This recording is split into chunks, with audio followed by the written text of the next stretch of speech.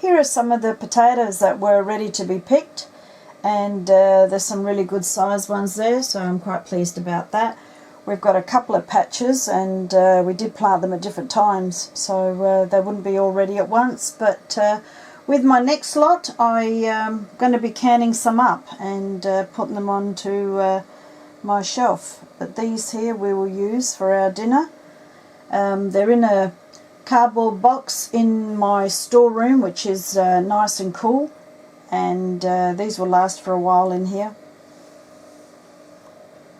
So here we have some of our onions, and they're not quite ready yet to be picked, so I think it'll be another couple of weeks or so, and then we can harvest these as well.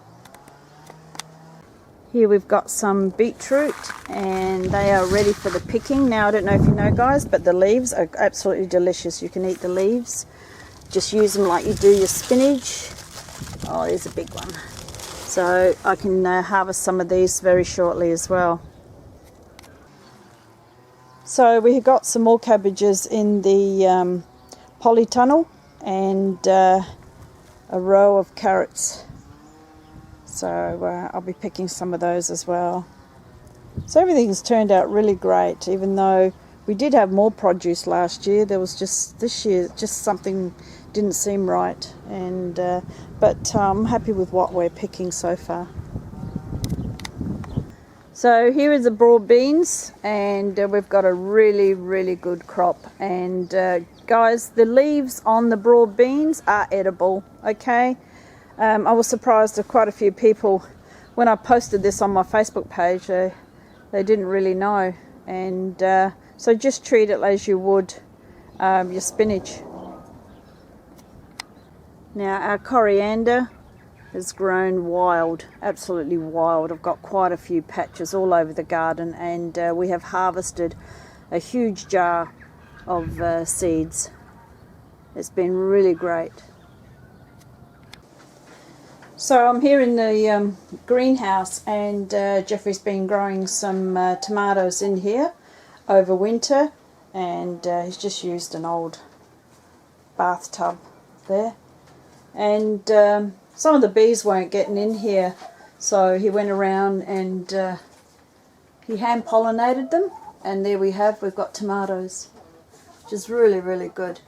So here we are, we're in Australia, and it's time to plant your tomatoes outside, and so we were able to get some through the winter. So he's also got broccoli in some tubs in here that are doing really well as well. Over there. And over here we have a banana tree and some stinging nettle, which is great, and I might do a video on that later, the benefits of stinging nettle.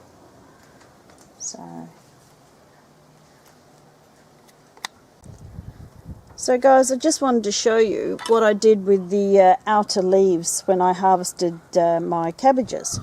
So I've gone and put them into a bucket, and I've covered them with water.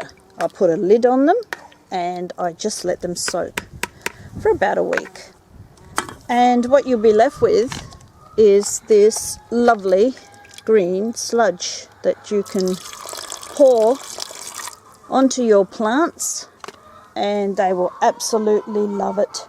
Now I use these on my tomatoes, my beans, all your above ground plants, so give it a go, and it's all for free, and your plants really love it. Another thing you can use to make your own fertilizer is banana skins. So all we've done here is basically the same thing. We've just put them in a bucket, and we've covered them with water, and we just let them sit for a week or so, and then you have this lovely fertilizer that you can apply to your garden.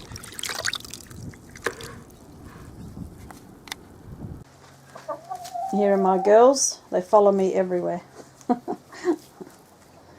It's just some of them.